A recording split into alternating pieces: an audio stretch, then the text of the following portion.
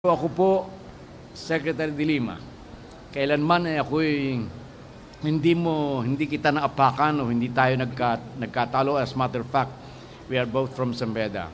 Pero ang sinasabi ko, ginagawa ko lamang bilang Secretary of Justice ang pag-imbestiga sa iyo, sapagkat sa aking paniniwala ay sobra-sobra ang ebidensya na ikay nakinabang sa illegal na droga sa Bilibid. Kaya't yan ang sagutin mo. Nasabi niya na kami ay magka-partner ni President Duterte tungkol dito sa pag-akusa sa kanya. Sa totoo lang, mula na ako'y maging secretary, up to now, up to the present, hindi man lamang napag-usapan namin ni President Duterte ang kaso niya. Ito ay, at my instance, as Secretary of Justice.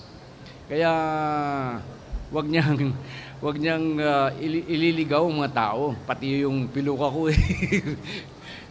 hindi ganoon eh. Pag yung nag-personal ka, yung tinatawag nating ad hominem, argumentum ad hominem, ibig sabihin wala ka ng katuwiran.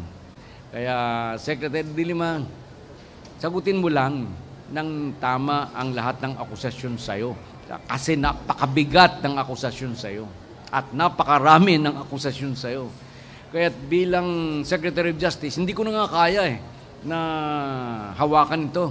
Kaya ang ginawa ko, binigay ko na sa NBI ang pag-imbestiga nito sapagkat meron silang tao, marami silang magaling na investigador doon na wala doon sa Secretary, doon sa Department of Justice.